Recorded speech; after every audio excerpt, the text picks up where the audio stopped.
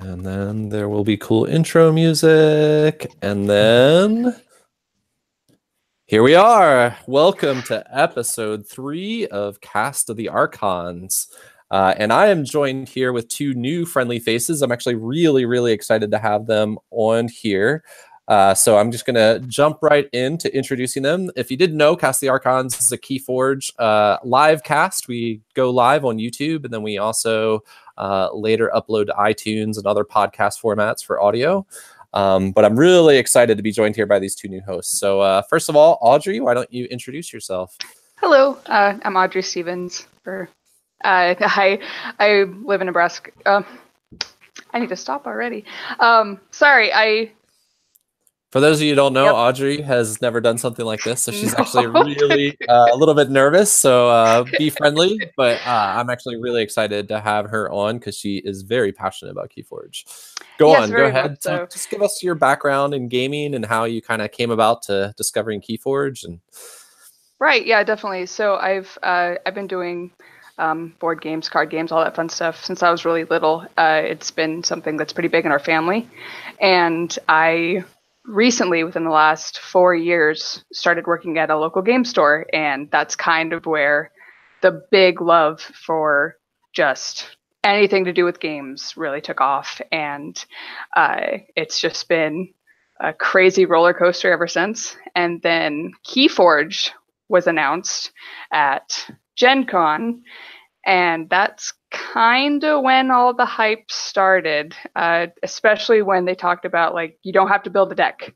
That was my favorite part of all of it. That was what scared me about Magic the most. Like, I can play Magic, I understand Magic, but you ask me to build a deck, nope, I won't do it. It's the most intimidating thing for me. So being able to just pick up a deck and just play is my favorite part of the whole game.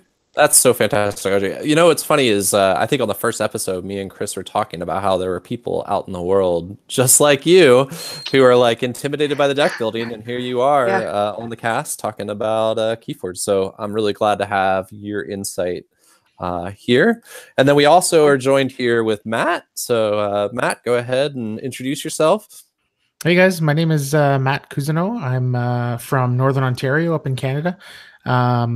I guess I've always been into games, but never competitive gaming up until, I don't know, maybe 4 years ago or so. I discovered X-Wing and got into that relatively heavily, and then realized really quickly that it wasn't the game that I had signed up for. Not sure how familiar our Keyforge listeners are with X-Wing, but it kind of got out of hand in terms of the combinations and decks and things that you could do with the game. And so I ended up selling all of my X-Wing stuff and got heavily into Star Wars Destiny. I'm a huge Star Wars geek, and so the theme of those games really hooked me in, and that's when I really fell in love with the competitive gaming and the collectible card gaming industry. And so I've been a pretty serious Destiny player since that game has come out, and been doing a little bit of podcasting and work with the Chance Cube. And when Patrick kind of put out a call for people that might be interested in helping out and talking about Keyforge, since I kind of fell in love with Keyforge, I wanted to jump at the opportunity to hang out with other people like me and talk about this amazing game. So yeah, here I am. Happy to be here. We're really glad to have you. And Matt's he's launching the Twitch arm of Cast of the Archons. The rest of us are hoping to join and help him out with that. But he already did this past week one live stream of him playing on Crucible. And so you can check that out at twitch.tv/Cast of the Archons. It's just as if all the words are one long blah, blah, blah. But yeah. So you can check that out, and hopefully he'll be doing that. And some of us will jump in there and play him and that kind of stuff. Maybe we can also get some of our friends at other casts and stuff on that channel playing. So I know there's been a lot of talk about a Cast of the Archons versus the Wild Wormhole match, so that could be really fun. And if you're wondering why you're not hearing the gravelly voice of Chris, that's because he is out this week. But one of the reasons I wanted to load us up on more hosts is so that we can kind of rotate people, and it's not all on a few of us, but don't worry, Chris isn't fired. He'll be back. I'm going to really miss him, because we're going to be talking a lot about the main topic this week is actually about the main phase of the game where you're playing your cards and choosing whether to reap and whether to fight. And if you don't know, he's just got that brain of being the kind of grinder. That's why I invited him to be on, because I don't have that brain.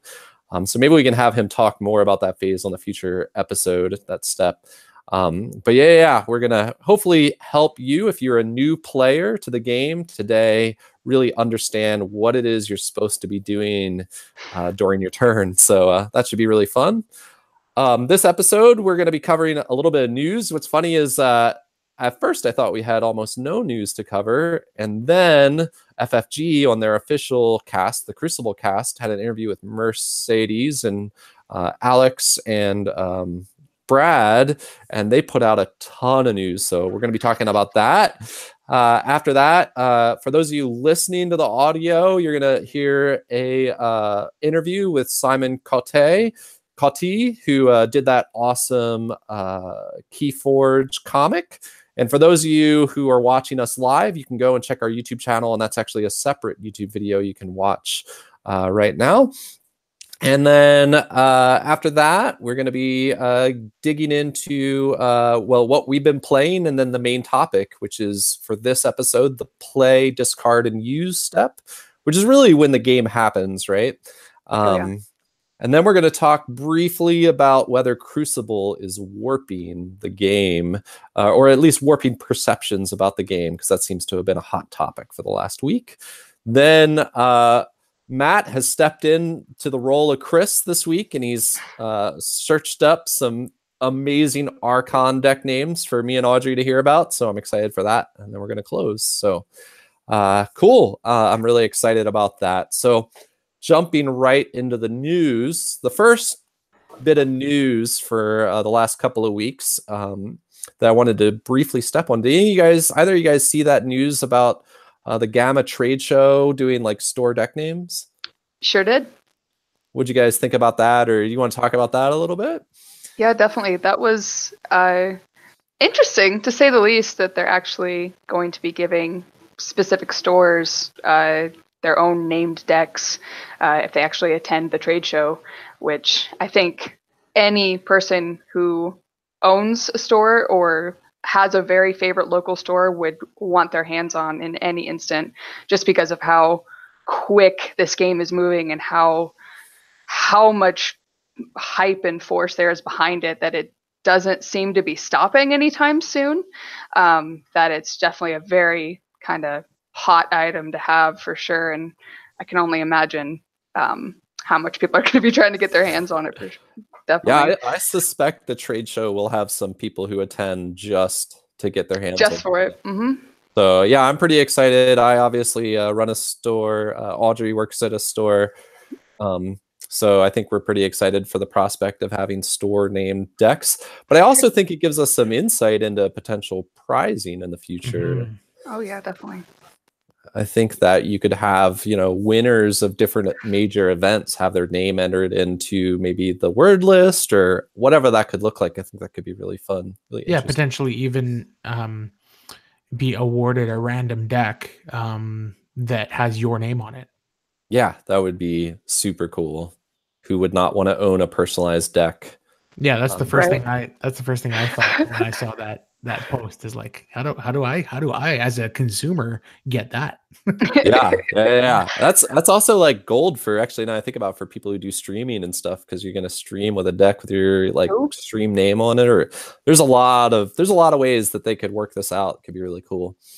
Awesome. So that was the first bit of news. And then did either of you guys watch the Crucible Cast where Brad, Alex, and Mercedes had an interview? Yeah, checked it out today. Awesome. I thought it was really cool. I think it's really cool that they are, I've followed a lot of FFG games, and I just don't remember FFG interacting with the community quite like that in the past. So I think that bodes well for the future of, even forget FFG, I can't think of many game companies with any lines like this that do something like that. Maybe I think Yeah. Warhammer recently started like a cast, but it's pretty unique. Like definitely for card games, because this is especially something that's so fresh and so new to anybody in it, that having that immediate community discussion, it's needed. It's something that's really going to be essential for this type of game, because if you leave everybody in the dark, I mean, only two things can happen. People are just going to be begging for more, they'll get bored. So it's Yeah, there's been a lot of rumors, and it's interesting because there's actually a bit of a market involved with the deck. So as the rumors oh actually no. have like a monetary effect, so it's kind of interesting how that works. One of the things they announced was that a lot of events, especially store level events, are going to be chain bound events. So those are going to be events where actually decks are going to receive a certain number of chains via the app based on how well they are performing. And so when you go to a quote unquote chain bound event, like a store will be able to advertise, we're hosting this event, it's a chain bound event. You know going into that event that you are going to be taking chains with specific decks you bring. What do you guys think about that? Yeah, I guess my question is like, how does a deck get chains? Is it that I've gone to uh 3 other tournaments at that store or in that city and dominated, and so then like who assigns the chains? I'm curious about how all that works. I mean, my guess would be that when you show up to a FFG sanctioned official event, that they'll scan your deck into the system and record your results, and then maybe the next time you go to the store, or you know, scan your deck into again an officially sanctioned FFG event, they say, okay, well, last time, you know, you dominated and did lose a game, so here's 5 chains. So I'm curious about how your deck gets chains, especially in smaller markets like mine. When I'm going to be doing some events here the next couple of weeks and just after Christmas, you know, I'm expecting a really, really good turnout to be like 6 or 8 people. And so, and it really, there's 1, maybe 2 stores within a 3-hour drive of here that would be able to even have an event. So I'm really curious to know, like, I'm sure in bigger centers, like let's say New York, Los Angeles, some of these bigger cities that have like multiple stores and multiple weekly events, probably be a little bit easier. So I'm just curious to know how that's going to work in terms of who assigns the chains, when they get assigned, and etc. Yeah, I don't think we know all the details on that yet. They did talk about also there's going to be a win-loss tracker on the app. Mm-hmm. But we haven't necessarily heard how, like, if stores are going to have some specific software, if it's not going to be Tome or something. I don't know. But one of the things they did say is that win-loss tracker on the app is what creates the chains. Now, how it gets into the app, we don't know. Mm-hmm. And then there's going to be other kinds of organized play tracking that they weren't really specific on the details, but it's not just going to be these chains that's tracked. One of the cool things they said is there's also going to be a casual play tracker. So like if me and my wife or me and some friends are playing just whenever, that also can be tracked on the app. It just is, I guess, in a separate bracket, right? That's all the like casual play games For that your own personal use type of thing. Yeah, exactly. You could even, I wonder if that even, it would be nice if there's like a suggested chain level for casual play. It's like based on your casual play with this deck, we suggest that you take this many chains when you're just playing with your friends. That would be really handy. Obviously, you don't have to follow it, but like it would be nice to have that kind of added in. Yeah, I wonder if at some point they're going to assign chains kind of globally to decks that have certain combinations or certain cards, like, you know, if your deck has Nepen Seed and library access, and you go to any event, do you automatically start with X amount of chains if you have whatever, you know, these combinations that are OTKs or whatever the case is? Yeah, I think that's where that power level comes in. So the second thing they talked about was this chain bound events where there are going to be events where there are chains. The next thing they talked about was, it sounded like maybe these events don't have chains, but they are power level based events. And basically based on how well your deck has done across the field. So this sounded like this wasn't store specific as much as just how well your deck is doing overall. Right. The power level. And as it ranks up in power level, it can never then lose that power level, which is really interesting.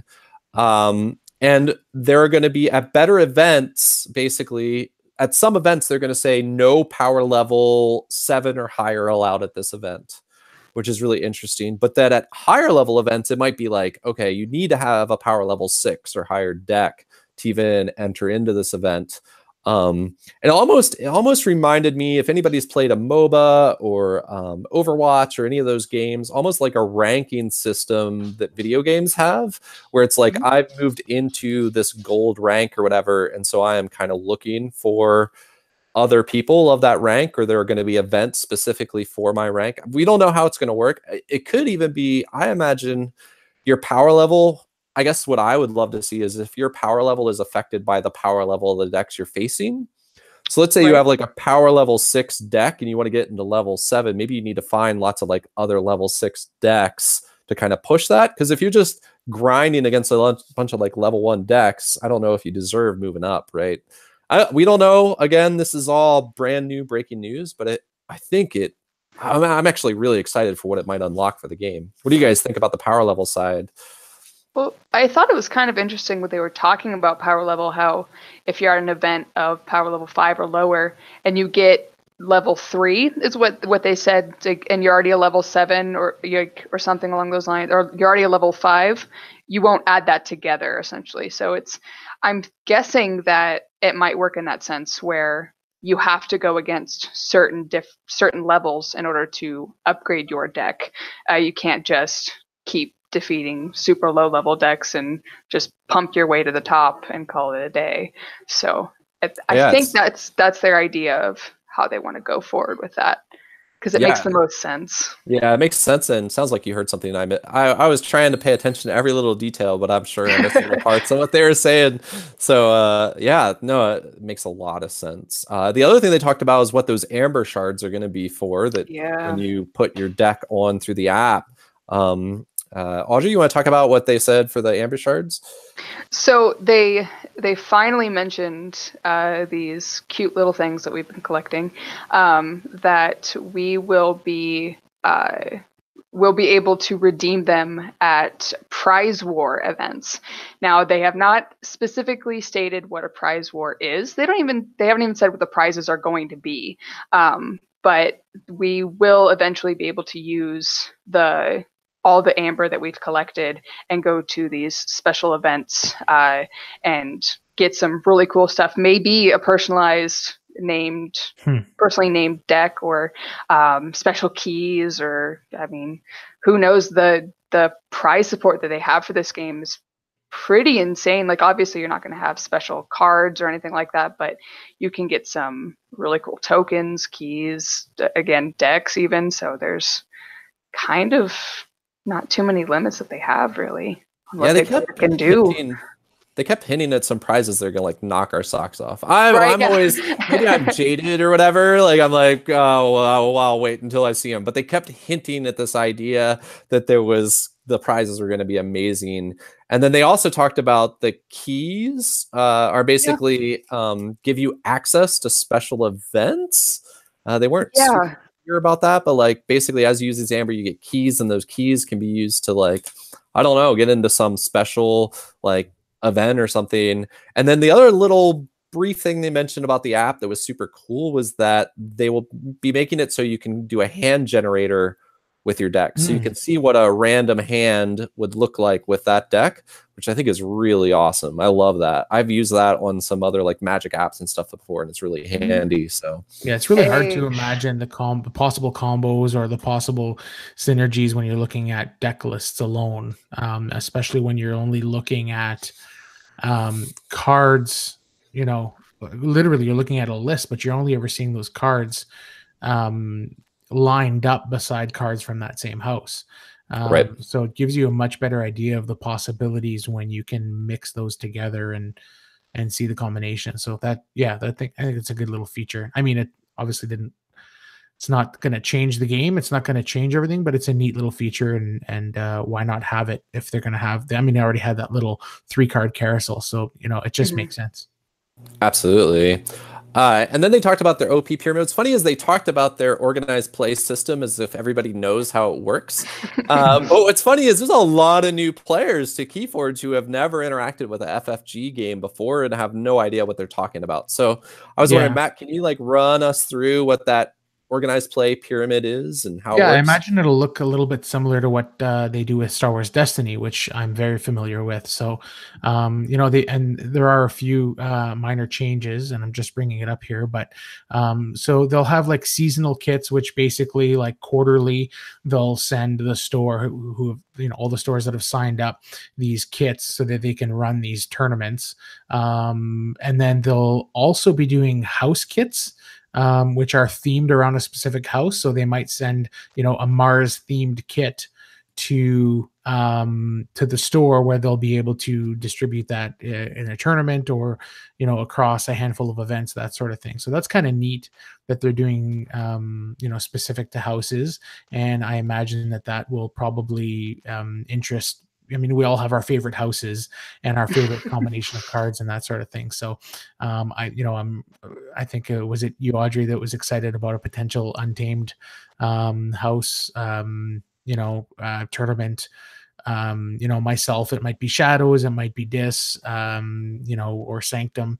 It'll be interesting to see what they come up with. And, talking about the prize wall and that, just to go back to what we were just,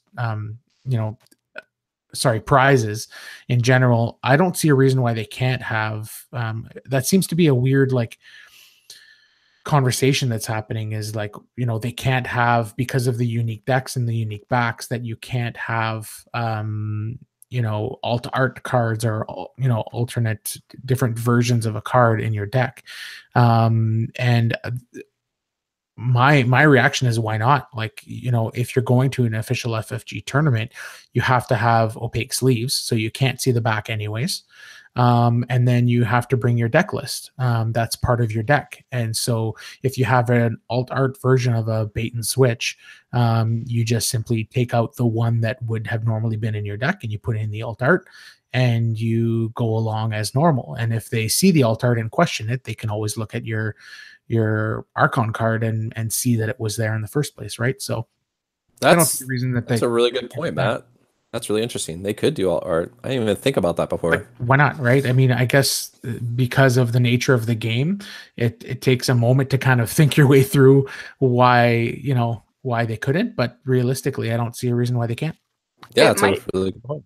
Might be something where they just need to have where you announce that you do have alternate art cards, or there might be some tournaments where you're just not allowed alternate art just due to the official FFG stuff. But it's like in normal tournament, like store play, it's okay. But when you go to like the bigger tournaments that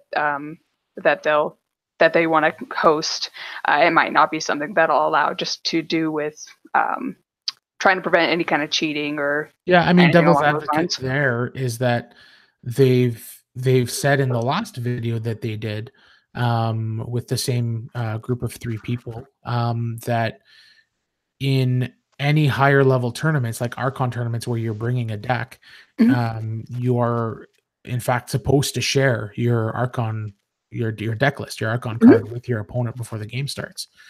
And so if you're doing that, I mean, alt art doesn't really matter as long as the same cards from your deck. The only time that you don't share is in a sealed format, and in a sealed format, you're not bringing alt art cards anyways, right? Right. Oh yeah, definitely. Yeah, it's a really good point. So moving on, what is the next level in organized play? So you did Store Championship. Yeah, and then the themed house kits. Then which, by the way, one moment, Store Championship, they said 1 per set. So we know there are going to be future sets of Keyforge.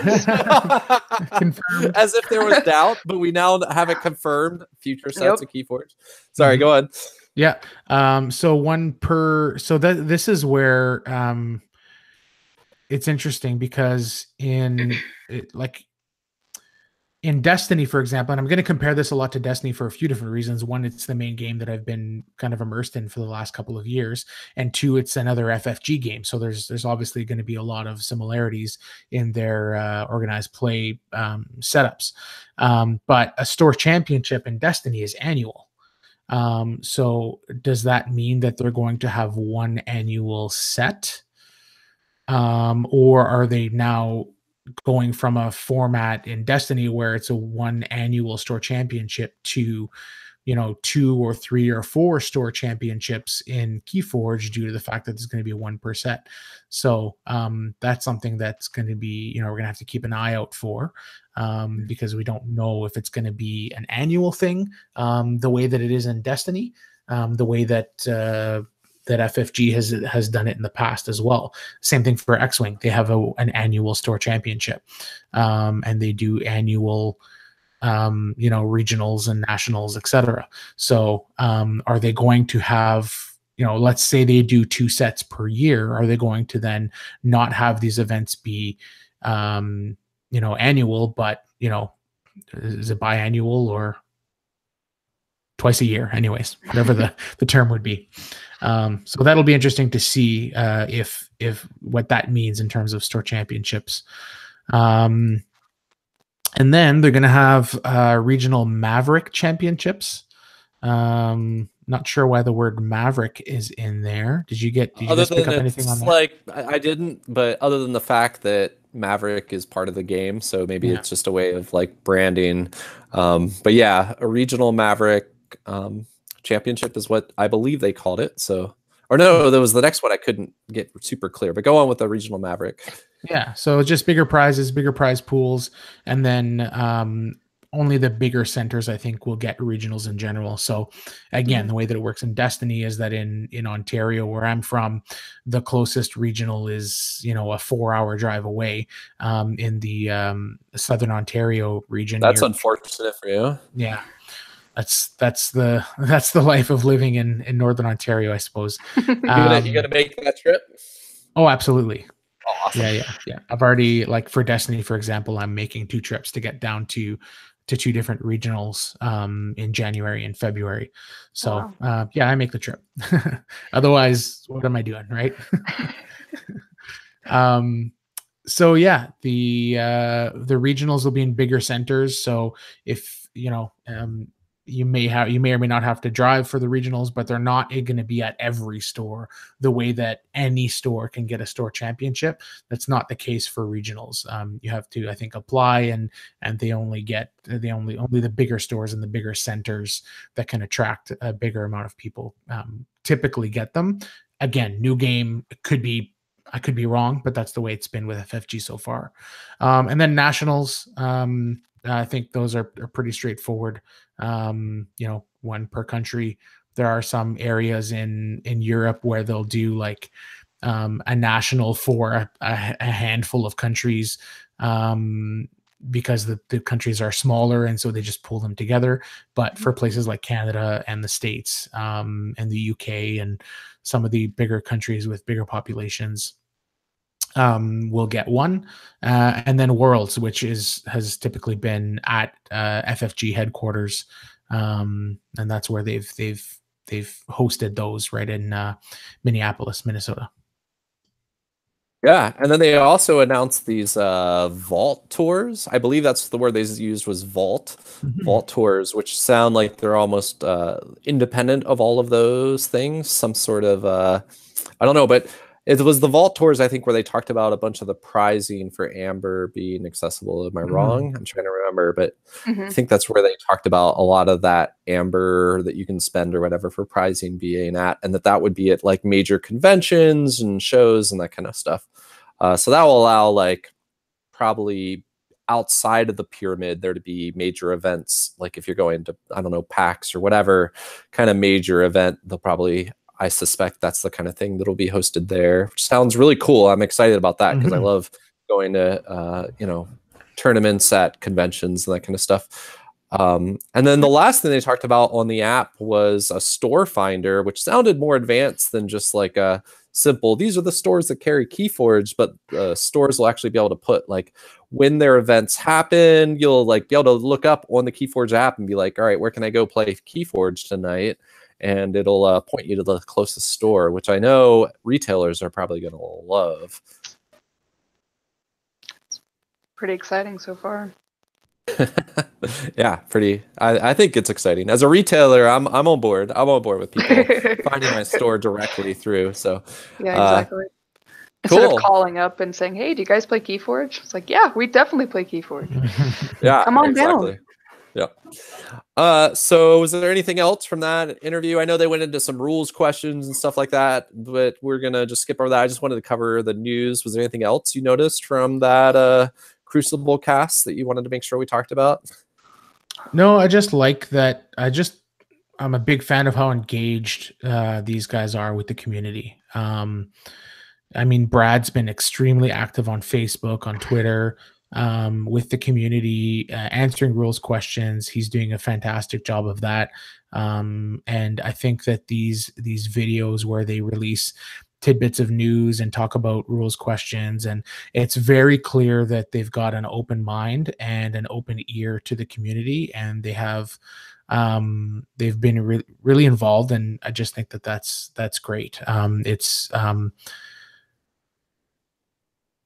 I mean, again, coming from Destiny, there have been like months and months and months of silence, where things have gotten kind of weird, where we don't know like what's going on next. And, when's the new set dropping? There's not necessarily a schedule.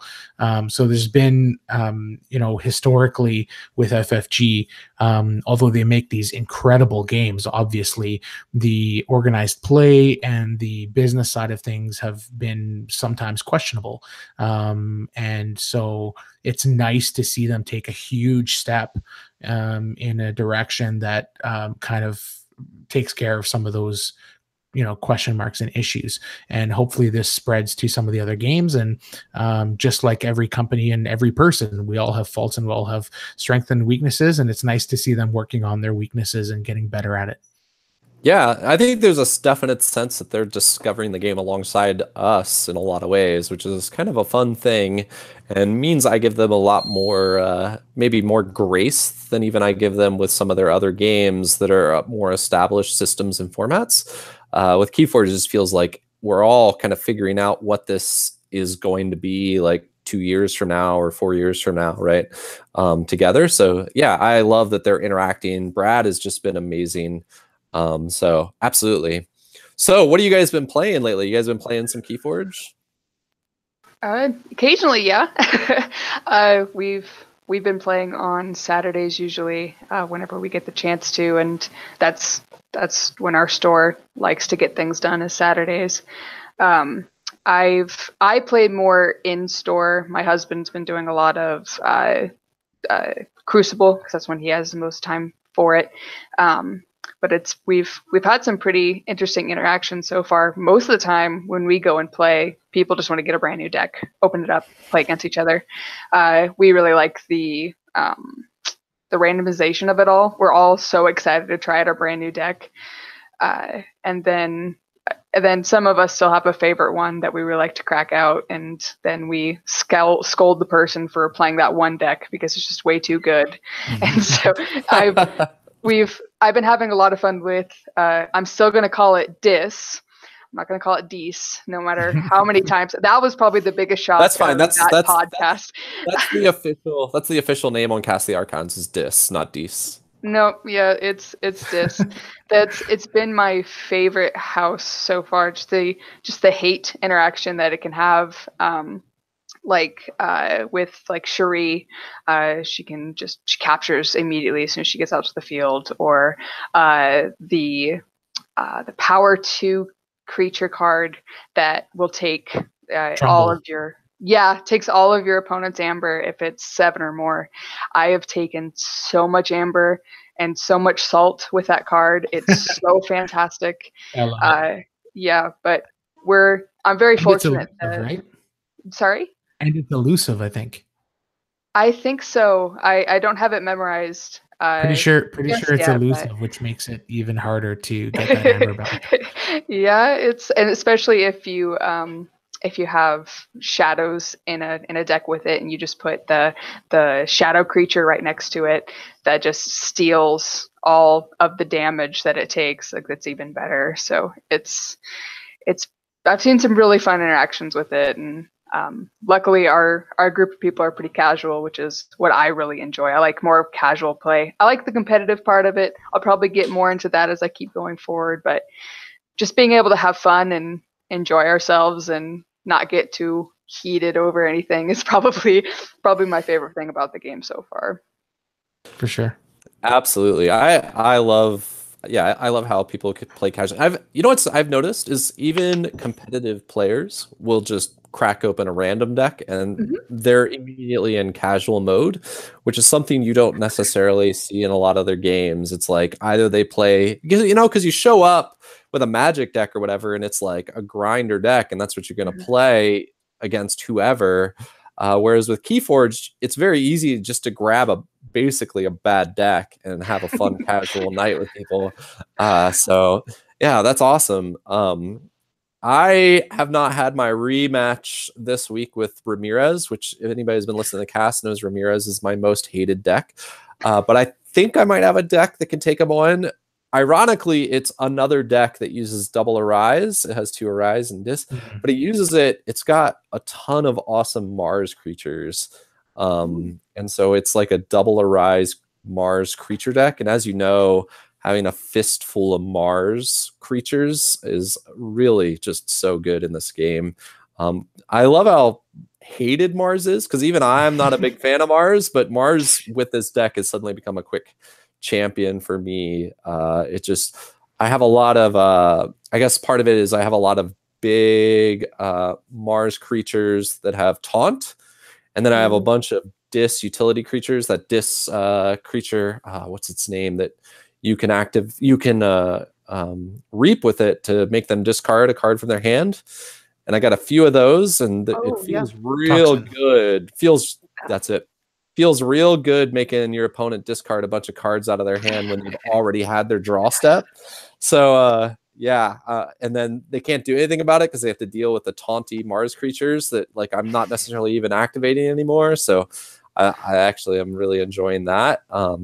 And events at our store have really grown. You know, what's funny is I got on our local Seattle Keyforge group and said, hey guys, tournaments, we'd like to see more people at events. And people came through this last Thursday. There were a lot more people at our Thursday night event. So that's really exciting. And I've heard some of the stores up north are getting 24, 30 people, that's just awesome. Wow. Oh, you know what else happened? I was in the store. I wasn't part of it, but I was in the store when they were doing one of the, was it called reversal or whatever events, where you bring your worst deck to give to. Yep. That was fantastic. Everybody was so low key and just having fun at that event in a way they would never have. I may have never seen in a CCG sort of crowd. Everybody they even care if they lost. They were happy they lost because they're my deck beat me, right? So and one of the guys even brought, because he was trying to prove a point, he brought a 4 horseman deck. Oh my god. And he was giving a 4 horseman deck to his opponents every round, and he came in 3rd. So I mean, point proven. It was pretty impressive. So that was just a real pleasure. It's Christmas, so I had to really focus on the store, but I got to peek in a few times. It just seemed like everybody was having a blast. And honestly, of all the formats, I was probably the most skeptical of that format. So to see it successful really proved a point to me. So yeah. Right. I can see where you could get the skepticism from it, because it's people could probably just get really upset really fast. But if you have the right people, the right mindset, and the Keyforge group seems to have a pretty good mindset, that they understand that this game is just have fun, enjoy it, you can have fun multiple different ways. It doesn't have to be what one person thinks is fun in the game. So that's right. I think this game is poised to satisfy potentially every different type of player, and it'll be interesting to see if FSG can harness each of those strengths and each of those groups and please them all. Because I think that like I'm a very competitive Star Wars Destiny player, and I want to be a very competitive Keyforge player. But when I want to play a casual, we talked about this a little bit before when you're talking about your magic decks and trying to bring a casual magic deck. Like, how do you build a casual deck unless you put restrictions on the deck building? And it's just a weird thing to try to bring a casual deck, quote unquote, to a tournament or to a fun game night, because everybody has a different version of what casual is. I mean, I've sat down plenty of times in casual atmospheres against decks that are just incredible, and it's like, well, this is not what I expected, but maybe it's casual for that opponent. But in Keyforge, I can go to an Archon tournament and bring my best deck and see how it does against everybody else's best deck, and I would see myself having a blast doing that and seeing how my deck actually stacks up against these other competitive players.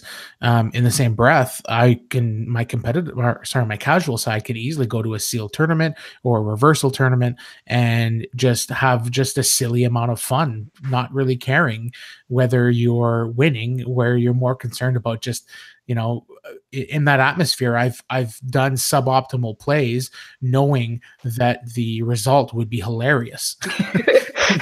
Like playing a Drumble and capturing a stupid amount of amber from my opponent instead of just, when I have 2 keys, reaping and getting to 6 amber knowing that I could win. It's way more fun to just play my Drumble and capture the 12 amber that my opponent has than to actually set myself up to win the next round, right? So those are the types of plays and mindset that you'll want to bring to those types of tournaments. And I think that especially with all these different game formats that they've announced, whether it's reversal, whether it's adaptive, which is really cool, the one where we each bring a deck, then we play the best 2 out of 3, we swap decks in between, and then bid chains if there needs to be a third game. That format is extremely balanced in terms of your competitive side. If you really want to know who the best player is and who the best person is at analyzing decks and learning your opponent's deck and playing it against them and that sort of thing, it's really appealing to the very competitive player. So it's neat to see them be able to make every aspect of this game, from casual to competitive, plausible. Yeah. So Matt, you want to talk about streaming, your adventures on streaming this week? Sure, briefly? It's definitely an adventure. Yeah, so I guess it went well. It went all right, I guess. It was my first time ever doing that and messing around with the software to be able to stream and trying to figure out. I mean, I think I streamed for like 4 minutes of nothing, and I didn't even know it. So I was just like a blank screen and my face, I think, for a little bit. But yeah, once I got it going, it was fun. I played a handful of games. And then there was somebody in the chat who decided to kind of join, and I played a bunch of games against him.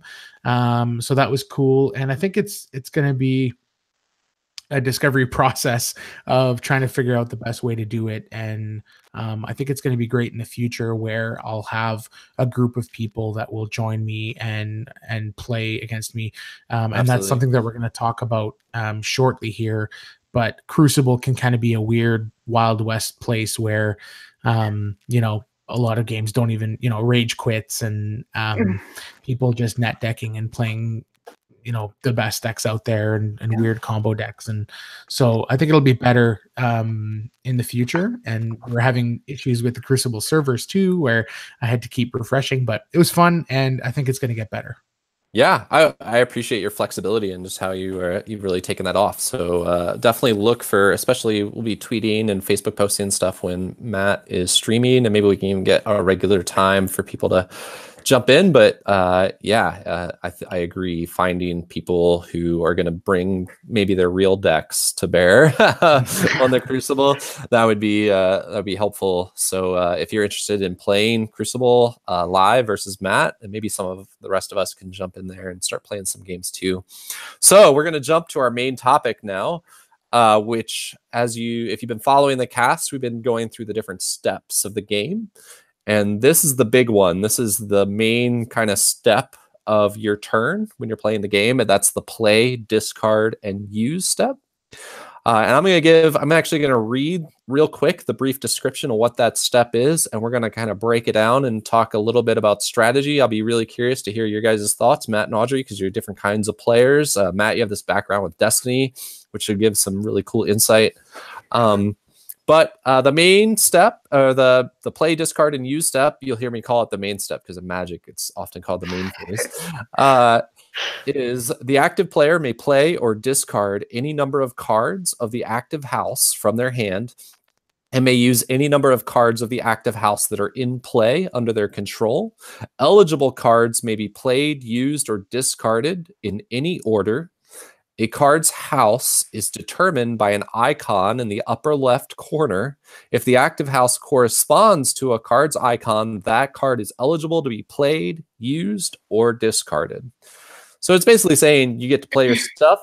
You would think this is very straightforward, but it is really funny when you're teaching a new player and they first realize that, you know, the creatures they have on the board that aren't the active house can't be used. That seems to be the thing that throws people off the most. Is like, I mean, I still kind of sometimes forget. I'm just like looking at my board, kind of focused on my hand and not really looking at my board. And I'm like, oh yeah. And then I'll reap with these 3 creatures. And then I come to my turn. I'm like, oh, wait. If I use these action cards, I can't reap with those 3 creatures. So I think that's a funny, interesting part of the game. I thought we'd break this into 3 topics, since it's basically 3 different things you can do on the turn. One is discard. So for discarding, when do you guys find that you are discarding cards out of your hand? Mainly, I guess because of the nature of the game, what we're really trying to do is make the best of what we have, because our decks are not optimized in the way that a deck that you've built would be. And so a lot of times you play most of your cards because they usually do a positive thing for you. The odd time where there's a lot of, not a lot of cards. There's a handful of cards that talk specifically or interact specifically with a certain house. You know, I'm trying to think of the name of it, but there's a card in this that allows you to look at your opponent's hand and purge a Sanctum card from it. Imperial something or other. Anyways. So that type of card you would probably still use because you get to look at your opponent's hand. So maybe that's a bad example, but there are cards that say, like, you know, stun each non-Mars creature. And your opponent has nothing but Mars creatures on the boards or things like that. So unless there's the specific scenario you're in, the card has a negative effect, then you would discard it. But otherwise, I'm usually keeping or playing all of the cards of that house on that turn. And the exception to that is if you're digging for an answer for something. So there's been plenty of scenarios where my opponents got out ahead of me in terms of their board presence, and I need to try to find my answer, like my board wipe card or something that's going to allow me to stun their board, you know, or some blinding light or something like that, where I can. By the way, that card is Imperial Trader, and it's actually in Shadows. I just looked it up. Sorry, keep going. Yeah, yep. Thank you. So that's right. So yeah, so unless I'm digging for an answer, sometimes I will, because you usually want to keep a card like Full Moon, and you want to try to play all of your other cards in hand to try to load your hand up with, let's say, Untamed creatures, so that you can play your Full Moon and get your maximum, you know, bonus out of it. But if I'm digging for my board wipe or for an answer to their 4 horsemen deck that's gotten crazily out of hand and that I just can't rein in, and I know that they're just going to be able to reap out and win, I've got to dig for those answers. So that's really the only time that I'm discarding, is if I know for sure it's going to have a negative effect. Or the card's just bad in the matchup, you get rid of it. Or if I'm digging for, sometimes I will discard my full moon or my, another solid card that would be, I know it's going to be better in 2 turns, but I'm not even going to get to 2 turns from now if I don't dig for my answer. Yeah, totally. One of the key tensions, and we talked about this last week of this game, is you want often to be discarding cards so that you're cycling through your deck, because cycling through your deck is so important. But at the same time, there are so many cards in this game that I think are deliberately designed to be situational cards. And so deciding when you're going to use those situational cards, when you should hold back on those situational cards and keep them in hand, and when you should play them or when you should discard them, can be really tough. And it is kind of the key tension, I think, as you move into a higher level of play, of kind of, there's almost a bluff mechanic to the game once you get used to what different factions, different houses are able to do, and whether you can bluff having that card in your hand, and also whether you can bluff kind of not the opponent not needing that card, so that they discard, that Imperial Trader or whatever. They discard whatever card. I guess you would never discard Imperial Trader, but whatever kind of burn card there is, maybe it's even having them discard like Gateway to Dis, because you're clutching a bunch of creatures, right? And they're like, I don't see why I'm holding on to this. And then you switch factions to maybe a creature heavy faction to like Brobnar or whatever. And that's when you drop the Brobnar. And now they're looking at that Gateway to Dis that's in the discard pile, and it's there, right? And so discarding is a huge tension, I feel like, in this game. And discarding can come in 2 forms. I feel like there's both the true discard. There's also when you play a card that's effect does nothing but gains you an amber. While that still has that effect of getting that amber, it may be a situational card that you suddenly wish you hadn't discarded later. And your goal should be to put your opponent in that position and not find yourself stuck in that position yourself.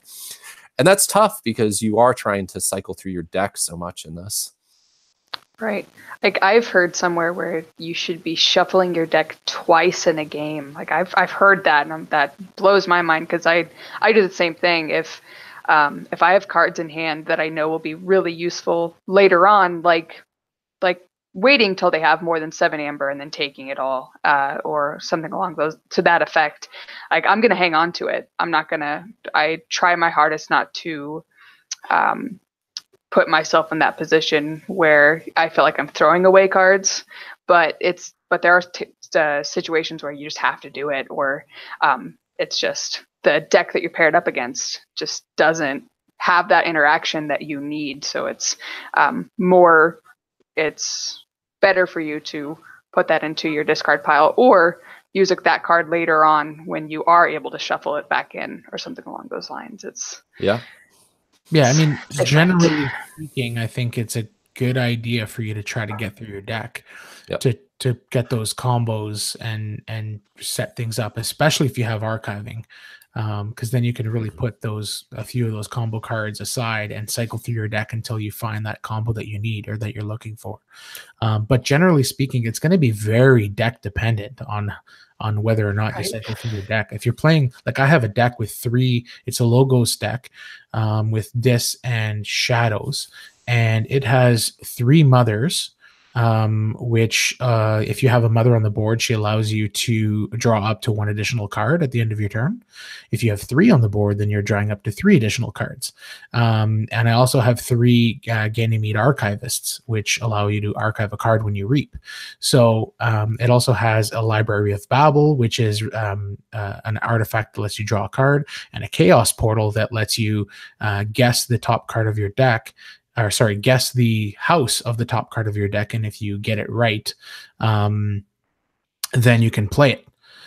So tons of cards in that deck allow me to just draw more cards, play more cards, archive more cards and get through my deck really quickly. So it's Right. not uncommon for me to shuffle my discard into my deck often 3 times in a game with that deck. I Wow. think the idea of shuffling your deck multiple times is helpful for new players because a lot of new players they want to hold on to cards too long. So it's a good rule of thumb as you're getting started in the game. Joshua is watching live right now. He brings up some really good points. He says, I typically discard cards such as War Song, Loot the Bodies, etc. that won't give any amber when played and require a little setup to use them efficiently. I think part of that is he's thinking, if I can cycle through this deck, maybe I get back to them when I can use them efficiently. And then he also says, I also find that decks that play Screaming, Cave, Bear Flute, etc. that allow you to shuffle repeatedly let you be much more aggressive with discarding, which is totally true. Those cards are the cards that those are good examples of cards that I think are undervalued until you've played the game a little bit and see how powerful being able to shuffle your deck can be. So thanks for sharing that, Joshua.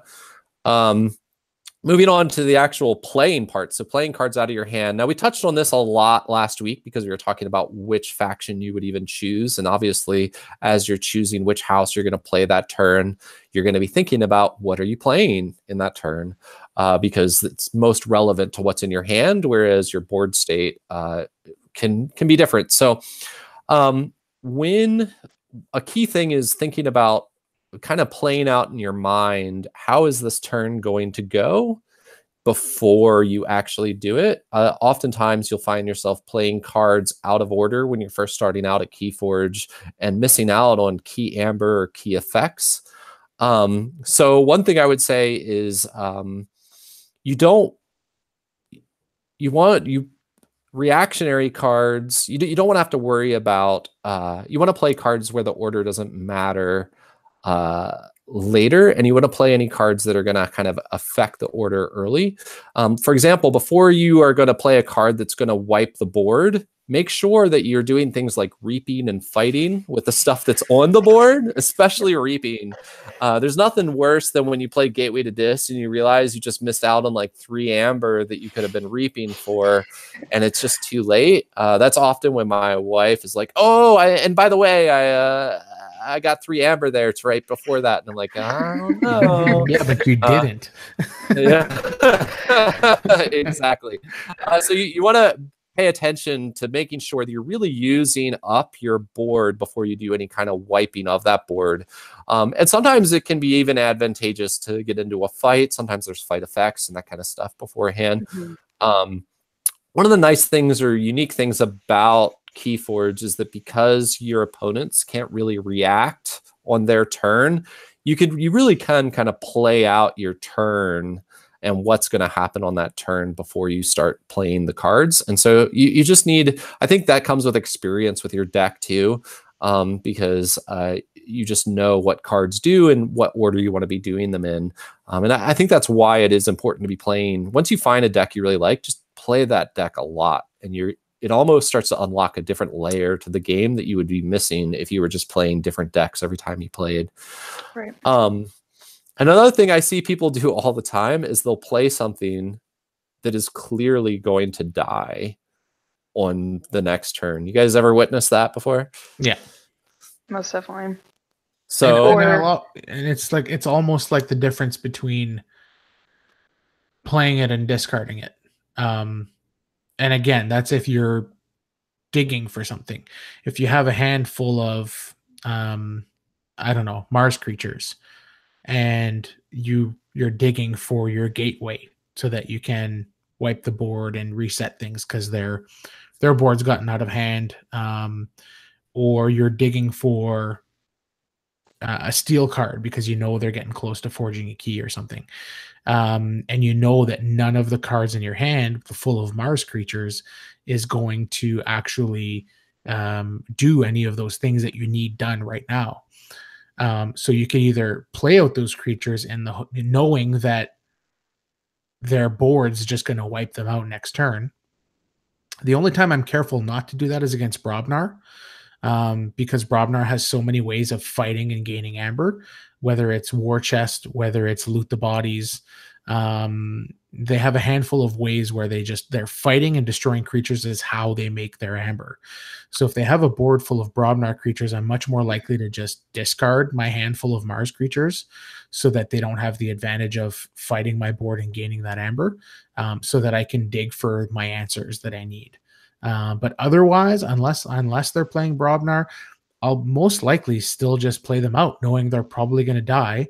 But what's going to happen is that their creatures are also going to take damage during those fights.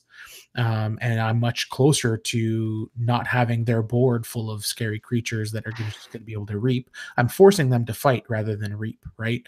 And I'm forcing them to have an answer. So yes, I'll definitely play. Most times I'll play out my creatures, hoping that one or two survives and I can get some use or some value out of them. But more than anything, so that I can dig through my deck and get to my combos, my key cards. Absolutely. Yeah, and I think a key point you made there is like, is this creature being played? Is it gonna move me forward towards my goal? That's something you always got to be thinking about. And also something you might want to think about is, am I playing this house next turn as well? You don't necessarily know what you're going to draw into, but a lot of times you can at least see one turn ahead. And so you want to be playing creatures when they are going to have the most impact. And sometimes that can mean not playing all of the creatures of a house on that turn, as much as kind of working up where you're kind of building up a board state. Now you got to be careful when you're playing Dis, especially because it can wipe things out. Also, Brobnar with Coward's End can really wipe things out. But at the same time, not showing all of your cards, at the same time, sometimes can be really advantageous. And another example of that is you want to be careful if you're playing. I was looking for the card. What's the card that grabs an opponent's artifact? The Sneck Lifter or whatever. Yeah. Is it an untamed, or sorry, a Shadows creature? It might be a Shadows creature, but one of the things I was thinking about is you want to be careful about playing artifacts when they have the power to take over your artifacts, because I've definitely had that come up a few times. I'm looking for that. Yep, that's right. Sneck Lifter. He is a 2-power Shadows creature. And exactly, when you play, he takes control of an enemy artifact. I think there's some other take control of enemy artifacts as well. There's more use opponent's artifact. Oh, that's what I was thinking of. What's that? Yeah. So there's Nexus, which is I think a 2-power elusive creature that when it reaps, you can use an opponent's artifact. Yep. And then so that's also a Shadows character. And then there's a that's why I have Chris around. Yeah. There's a Dis action called Poltergeist, which gains you an amber, allows you to use any artifact as if it were yours. I hate Poltergeist so much. That artifact. I hate that card so much. Oh, yeah. I hate that card. I just pulled a deck with 2 of them. Oh, man, that's so rough. Yeah, so exactly. So just kind of keeping that in mind, when to play things and when to not. And really what it is moving into that next level where you're thinking ahead about what you're trying to accomplish. Another thing that often you're going to be thinking about is your battle line. Do you guys just randomly throw your stuff on the table, or what are you doing when you're dropping your battle line? Like, why do you put creatures where you put them? I'm usually really paying attention to what my abilities are and my creatures. So if I'm on Sanctum, I am super picky as to where I put everything, because there are so many Sanctum cards that are like, that say, if you're on a flank, get +2 power, or something to that effect, to give extra armor or anything. So it's really important as to what you're doing and where you're putting things, and how your taunts work as well. So you put your put maybe some lower power creatures with a better ability next to a taunt creature. That way it can help protect it, and then maybe put another taunt creature to the other side of it as well, to just double protect it, and just keep it on the board as long as you possibly can, so that way you can you get the most use out of it, essentially.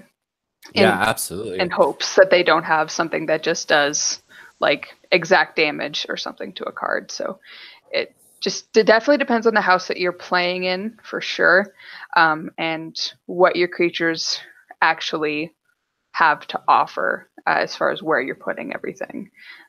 You definitely want to put it on the field. That's very important. So It's very Taunt is situational. so powerful in this game because there are Mhm. Mhm. so many creatures in this game that are utility low power creatures that do really powerful effects, but they have very low power. And so taunt is what makes those creatures go from a 1 turn effect to like a 4 turn effect. Yeah. And so I find myself, as I said, I've been playing this Mars Dis deck um, a lot, Mars Dis Logos actually.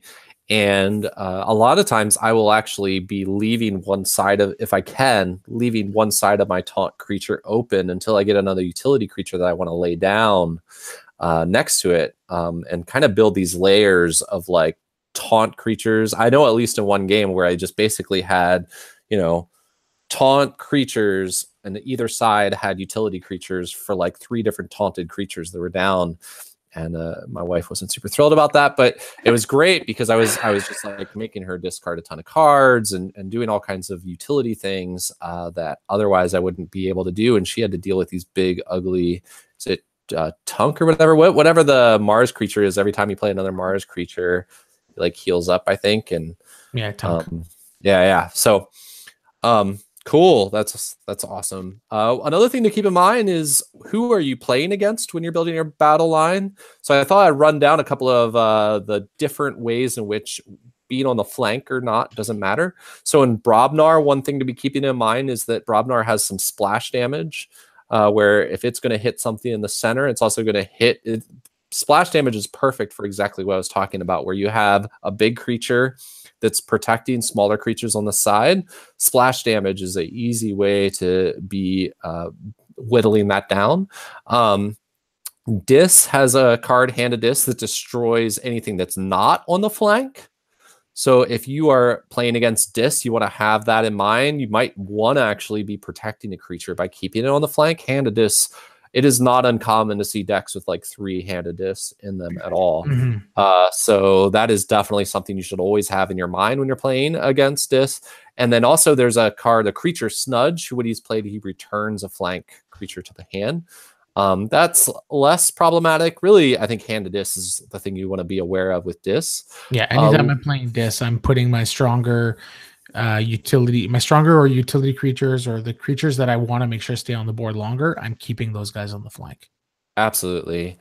And then Logos has a Positron Bolt that hits the flank for 3 damage, and then it does less damage as it works its way inward. So you want to be aware that 3 damage could be popping whatever is on the flank. Then there's a Harlan Mindlock that can control flank creatures, which is never good. And then another card that interacts with the flank that you want to be aware of is Titan Mechanic. That's actually a really common card to find in Logos decks, and it makes keys that are forged 1 less as long as Titan Mechanic is on the flank. And so you'll see a lot of Logos players play around with whether he's on the flank or not, for forging keys. But you can also use that to your advantage, because on your turn, you have control. If you can pop whatever is on his flank, you're kind of setting yourself up for next turn that he has to play down.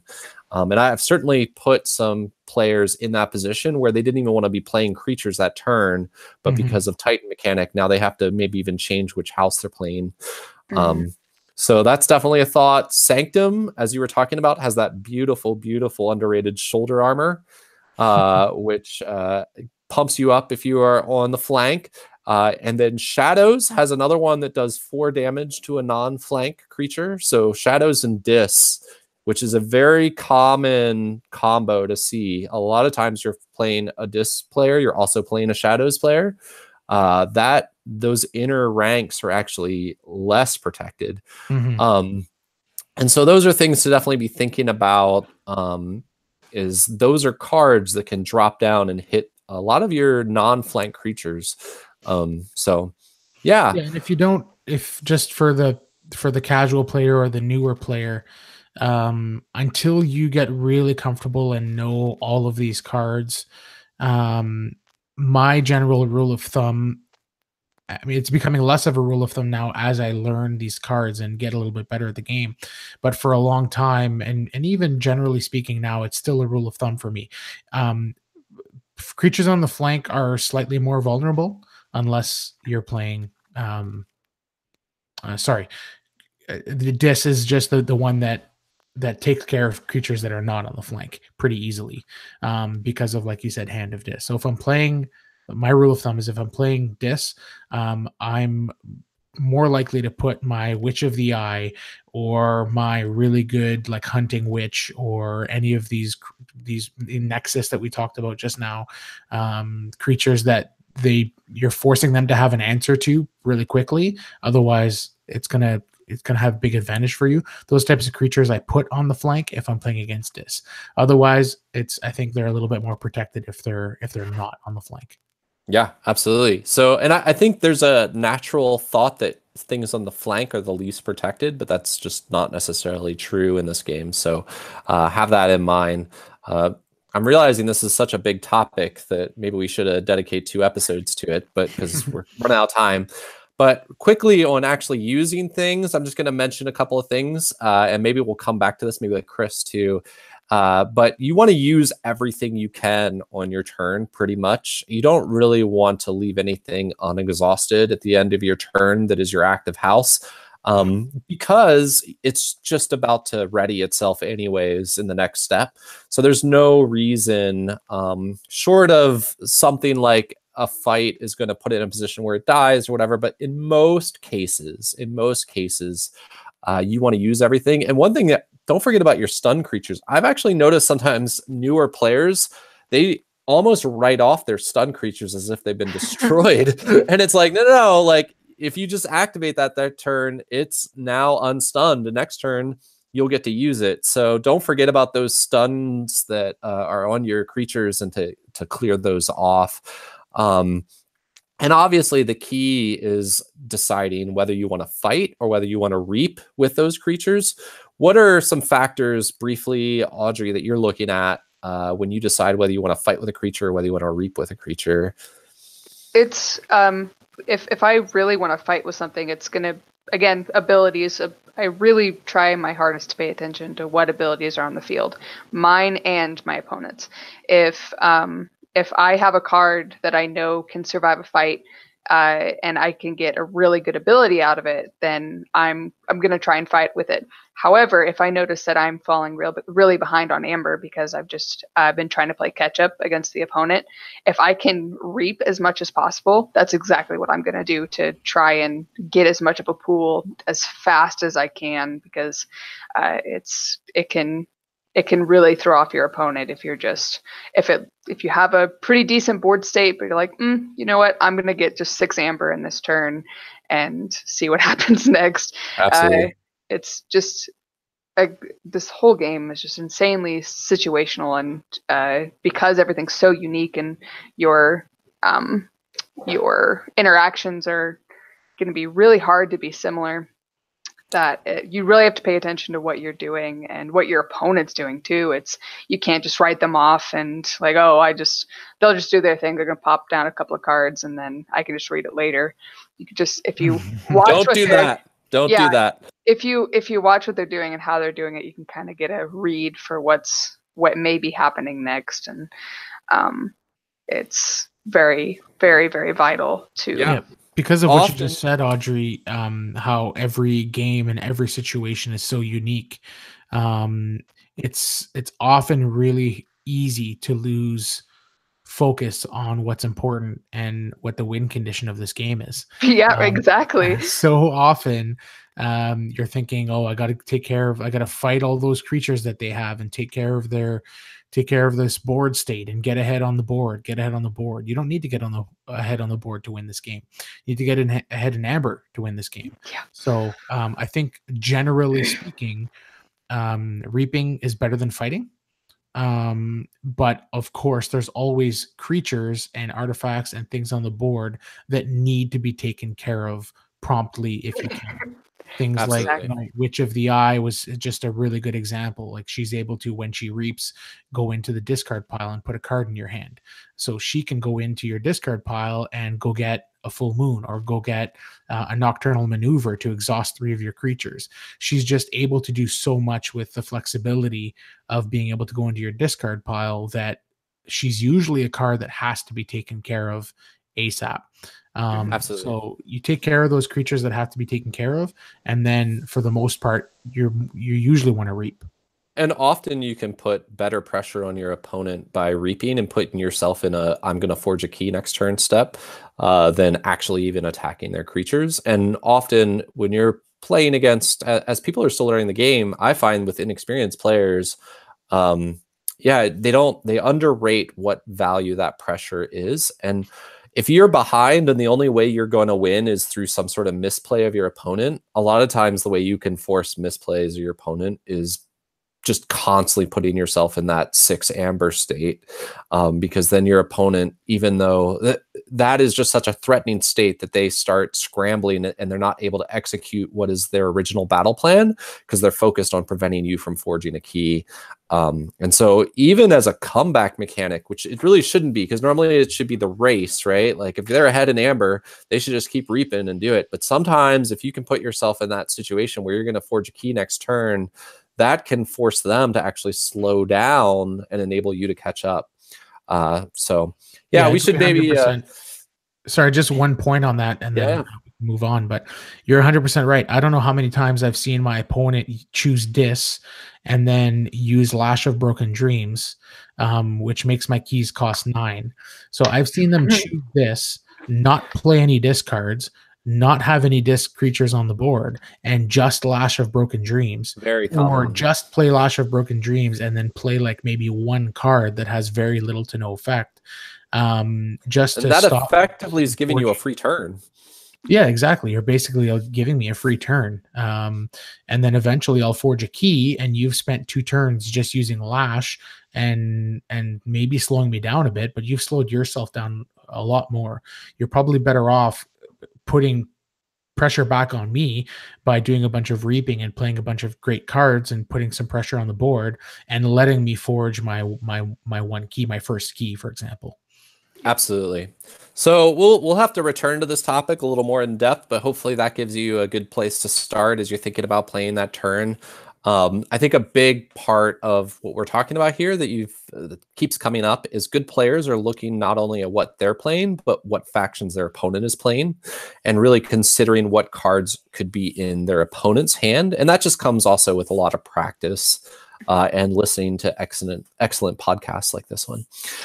So absolutely. So Blazing Archon from Twitter actually had some tips that I wanted to briefly read, and then we're going to move on to the next phase, and maybe we can return to talking more about this play, discard, and use step in a future cast. But Blazing Archon had some really good things he said on Twitter. He said, if you're playing a deck with damage matters synergies and the like, then you're more likely to use creatures before playing cards. So that's really interesting to think about when you have a damage matters kind of deck where you really want to be dealing damage to other stuff. You might not care. You'll care less about your hand. He said there's 3 kinds of turns for him. He said there's number 1, turns in which you are forced to fight because of your board presence is poor compared to your opponents. He said there are number 2, there are transitional turns in which you can afford either fighting or to slightly improve your board presence or eliminate opposing threats to your amber pool and so on, or reap as much as you can and focus on shenanigans that may not impact the board state at all.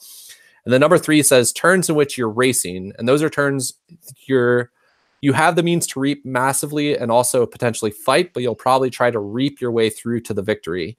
So knowing all those 3 different kinds of turns, kind of identifying which of those 3 turns he's on really has helped him think through that. Any final thoughts from you guys before we move on? We're a little over time, so I don't want to go much longer, but any last thoughts there? On that topic, just maybe make hay while the sun shines. That's one kind of general rule of thumb that I've played with. If I have, because there's no resource in this game, right? There's no cost to play a card. You just choose a house and then you could play those cards. The real resource in this game, I forget who said this, but I thought it was genius, is the real resources in this game is decision making and making the right decision, potentially choosing the right house. So if I have 3 or 4 untamed creatures on the board and a handful of discards, I am about 80% more likely to just choose untamed and reap and gain 4 amber and gain those reap reap abilities and reap mechanics off of those cards, I'm 80% more likely to do that than to empty my hand and play all my discards. There's just so many board wipes and answers in this game that the thought of like, okay, I'm going to play these 4 disc creatures and then I'm going to have 8 creatures on the board instead of 4. Great, you can only use 4 at a time anyways if they're from different houses. And then if they play a Coward's End or a Gateway to Dis, you've just literally wasted a turn. So I'm much more likely to use the creatures that I have on the board, gain as much advantage as I can from them while they're on the board, before I start kind of almost moving on to the next house and getting advantage from that. It's a really good point. Yeah. So, question of the day. Is Crucible warping perceptions of this game? What do you guys think? Depends. I think people are going pretty crazy overboard with it. Most of the time, from most of the people that I've seen, which I was actually really intrigued to hear that you guys have seen more people use like more popular top tier decks. Most people I know, they've been using their own decks or their friends' decks online, because the whole reason to play on the Crucible for them is to test out their own decks and actually be able to play when maybe they can't go to their store or they just don't have anybody else around to play.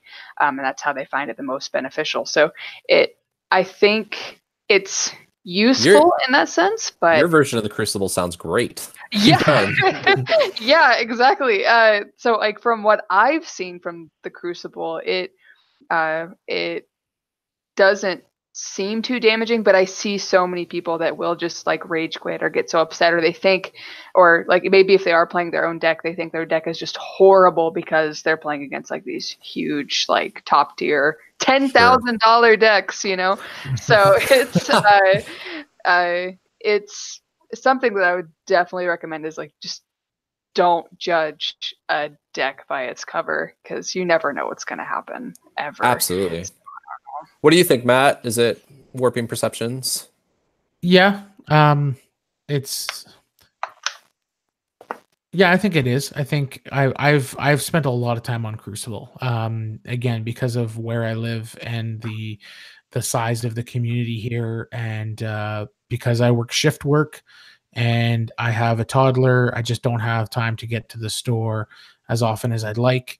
And so when I can sneak in a few games and test out my decks and test out decks that I'm considering buying as well. Like I find part of the fun of this game is that the hunt for that perfect deck for you, right? Or that time traveler deck or whatever it is that you're kind of hunting for. I think that's part of the fun. And I've been able to test out a lot of the decks that I'm considering buying on Crucible quickly and easily. So that's been fun. But there's probably a good 40-50% of games that just don't end because somebody rage quits or somebody gets upset because I bait and switch them. And so that's really, really annoying. And so there's that. There's a lot of people that just rage quit, and when they're losing and they get behind, you just don't get to finish, which is very annoying, especially in a game where I find there's a ton of comebacks and it's never just decided who's going to win before that last key is forged. And then there's another big portion of the community that I find is just, they're just going on, whether it's Key Forge Compendium and finding these crazy double horseman decks and these library access Nepenthe Seed combo decks and just going nuts playing these decks that it's just disproportionate. The amount of decks that I see, the amount of overpowered decks that I see on Crucible, just hugely outweighs the amount of decks that should be out there of that type. So Absolutely. my advice to the community is just play your own decks, and play against people that like jump on Discord, jump on Facebook, find people that are interested in playing games and force them to be a little bit more accountable for what they're doing on there. It's just not fun to play these silly decks all the time, and it's not fun to have rage quitters all the time. So find people you want to play with. What I just want to say is play on the Crucible, have a blast playing on the Crucible. But I think the only thing that's really kind of bothered me is people who are judging Keyforge as a game based on their experience on Crucible. And Crucible is not the game. It is not the game that that was designed or as it was designed. And it's not the game that you will interact with if you're actually taking your paper deck to local events and that kind of thing. And so I would just say, keep that in mind as you're thinking about, oh man, this game, it's broken. It's a bad game. It's badly designed. I just don't find that that's actually the case as much as the game that you are playing on the Crucible is a badly designed game because it has this weird thing where you can just pick whatever deck you want. And that's just not how the game was designed when Brad and Richard and all the rest of the designers were working on it. And so you should have that in mind. Joshua is watching, says, I think as long as people understand that it doesn't reflect your local meta, that is a good thing. It also helps you learn how to play your deck against all sorts of different styles of decks. And I think that's a really positive attitude. But again, I think he's really hitting that point of like, this is not the game that you're going to play when you go to your like local store or whatever, and play some games of Keyforge. So awesome. So rumor has it that Matt has found some great deck names to share with us this week. So I'm a little nervous, but also excited to hear what you found. So Matt, want to give us 3 decks? Yeah, let me see. I actually found 4 here, and I'm trying. I hadn't decided. Oh, save one of them. Save one of them for a future week. I'll save one. Let's see. Okay, let's start here. Then when we've all been here. So this one should be very relatable. We've all been this Archon at one point. The outlaw that now regrets alcohol. That's so good. So, yeah, I've definitely regretted alcohol once or twice in my life. Oh my goodness. The fact that regret and alcohol got teamed together is fantastic. That is a great deck. I want that deck. That's fantastic. Yeah. That is. Maybe the outlaw wasn't the outlaw before, but I know some players that definitely need that deck. Sorry, go on. All right. That's great, Matt. That's fantastic. Okay. The priest that licks exotic animals. Oh no, awkward. That's a weird one. Yeah, very weird. Yes. I like that one. Oh, yeah, that's great. Could have been worse. I'll say that. There's you might put your opponent on tilt just by putting that deck down. So that's great. And then my favorite of the bunch, which I might have a weird sense of humor, so maybe you guys won't find it as funny, but Tomaz Z Often Caller. It's not done there. Oh. So Tomaz Z Often Caller comes from a long line of Often Callers. Because he is Tomaz Z Often Caller, the 39,285th.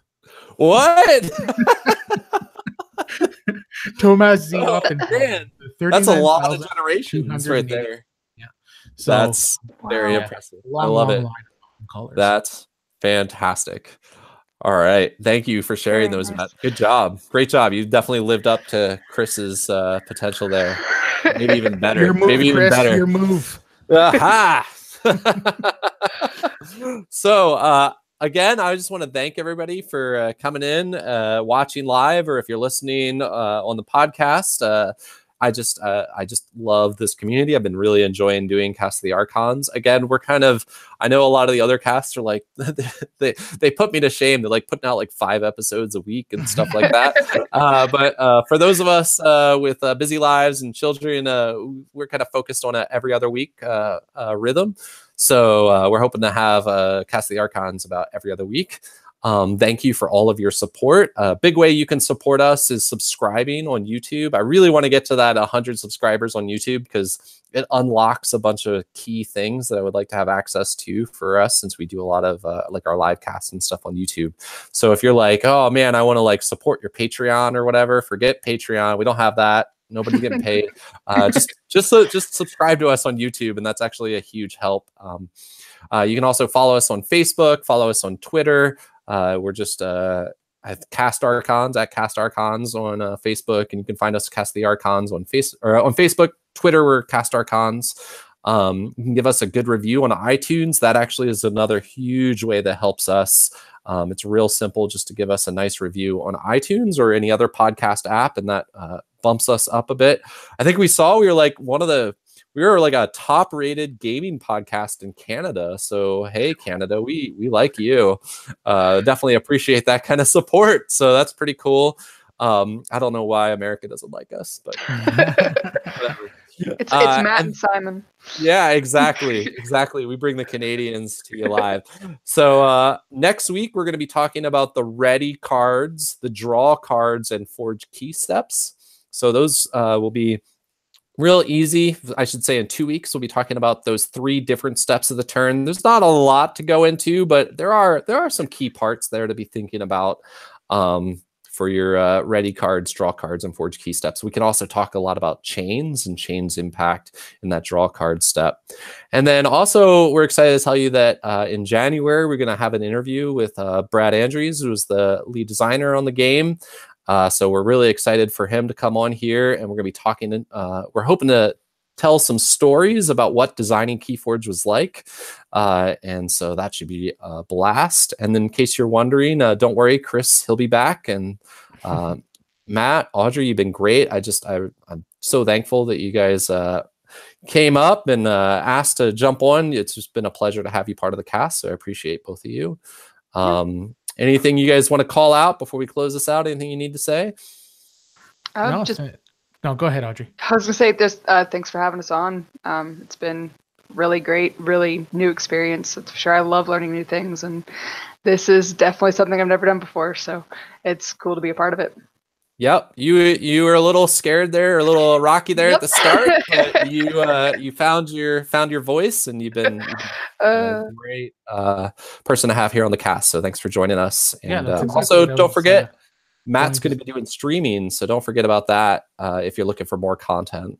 Sorry, Matt, what were you going to say? Yeah, I was just going to say that's exactly what I was going to say. Is that Audrey, you did a great job. So no reason for you to be nervous. You obviously have a great personality and a good knowledge of the game. So I think I'm excited to be a part of the team, and I'm excited that you're also a part of the team. So yeah, thanks for joining. Thanks for having us and adding us as part of the team. It's been fun, and looking forward to working with everybody in the future. Cool. Awesome. All right. Well, till 2 weeks from now, this is Cast the Archons signing off. Y'all have a great time playing some Keyforge out there. Bye.